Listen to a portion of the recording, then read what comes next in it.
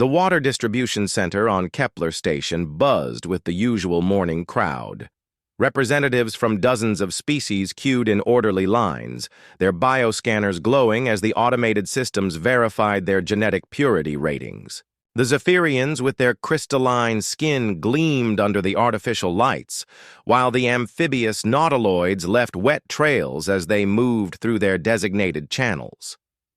Kira pressed herself against the far wall, her mottled green and silver, skin marking her immediately as one of the sullied, those whose bloodlines had been deemed genetically impure by the Galactic Purity Council decades ago.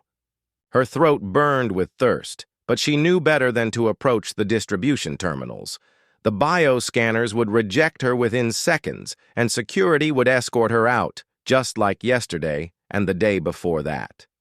She watched enviously, as a Centaurian merchant received his full day's allocation, 3 liters of purified water, enough to keep his equine lower body properly hydrated. Meanwhile, Kira hadn't had a proper drink in 47 hours. The condensation collectors in the lower decks where the sullied were forced to live had malfunctioned again, and no one cared enough to fix them. "Next!" called the automated voice from Terminal 7. A figure stepped forward that made every conversation in the center stop. The being was tall, bipedal, with pale pink skin and strange patches of fur only on the top of its head. It wore simple clothing, nothing like the elaborate robes of the Zephyrians or the biosuits of the Aquatic Council members. "Species identification required," the terminal announced. "Human," the being replied in a voice that somehow carried across the suddenly silent chamber. Murmurs rippled through the crowd. Humans were rare on the outer stations. Most stayed in their own territories, avoiding the complex social hierarchies of the Galactic Union. This one seemed oblivious to the stares, simply waiting as the bioscanner ran its analysis. "Warning!" The terminal flashed red. "Species not found in Purity database. Manual review required." A Zephyrian supervisor glided over, its crystalline features reflecting rainbow patterns. "Your species lacks proper genetic. Classification standard protocol requires—" "How much water do you need?" the human interrupted, looking directly at the supervisor. The question seemed to confuse the Zephyrian. That is not... The regulations clearly state." "I asked how much water you need. You, personally."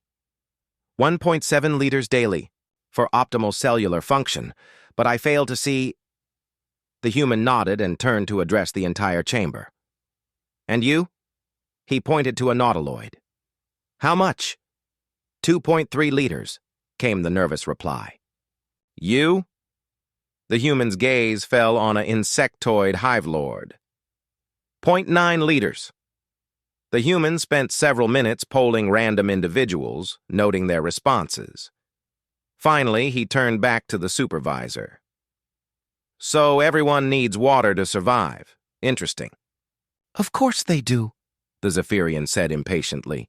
"This is basic biology. Now, about your classification."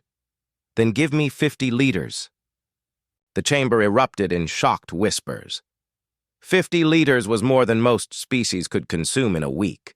The supervisor's crystalline features flickered with confusion. That exceeds optimal consumption parameters by... Your system asked what I need. I told you." The human's voice remained steady, almost conversational. After several minutes of heated discussion between supervisors, the terminal grudgingly dispensed the requested amount into a large container the human had brought.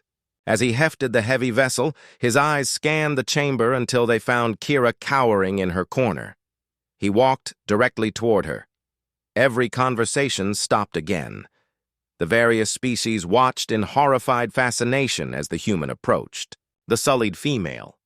Kira tried to shrink further into the shadows, terrified of drawing more attention to herself. "You look thirsty," the human said simply. Kira's eyes darted around the chamber, seeing the disgust and anger on the faces surrounding them. I'm not permitted," she whispered. The human set down his container and pulled out a smaller vessel, a metal flask covered in strange symbols.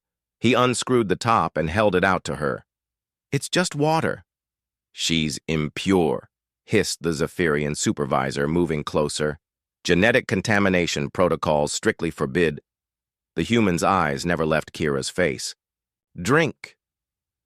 "But the regulations," Kira started, "are made by people who apparently don't understand that thirst doesn't care about your DNA." Kira's trembling hands reached for the flask. The water was cool and clean, better than anything she'd tasted in months. She drank deeply, feeling strength return to her limbs. "This is highly irregular," the supervisor protested. "There could be biological contamination, genetic compromise." "From sharing water?" The human's eyebrows raised in what Kira somehow recognized as amusement, despite never having seen a human before. "Does water magically change based on who drinks it?" "Well, no, but the purity protocols are stupid." The simple declaration hung in the air like a challenge. Several security guards began moving closer, but the human seemed unconcerned. He turned back to Kira. "What's your name?" "Kira," she managed between sips. "I'm Marcus. Nice to meet you, Kira." He looked around, the chamber meeting the hostile stares without flinching. "Where I come from, we have a saying, 'Water is life.' Not water is life, but only for the genetically approved." A hive lord clicked its mandibles aggressively. "Your species clearly lacks proper understanding of genetic integrity." "My species," Marcus interrupted, "survived ice ages, plagues, wars, and our own stupidity by helping each other. We figured out a long time ago that when someone's dying of thirst, you give them water. You don't check their genetic purity rating first." He refilled his flask from the large container and handed it back to Kira. "Keep this. Consider it a gift between friends." "Friends?" Kira stared at the flask as if it were made of precious metals. "Why not? We both need water to survive. That makes us more alike than different." As Marcus shouldered his container and headed for the exit, the supervisor called after him, "Your species will be reported to the Purity Council for review." Marcus paused at the doorway and looked back with something that might have been a smile. "Good luck with that. Humans don't really care what other people think about our DNA. We're too busy being decent to each other." After he left, the chamber remained silent for several long minutes. Kira clutched the flask to her chest, still hardly believing what had happened. Around her, the various species began to disperse, but she noticed something different in their expressions. Some looked thoughtful, others seemed troubled. The Zephyrian supervisor approached her, its crystalline features dim with what she'd learned to recognize as confusion.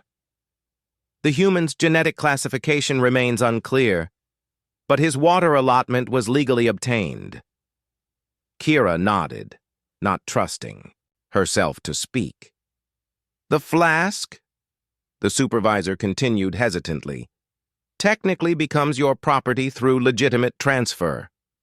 It wasn't permission exactly, but it wasn't prohibition either."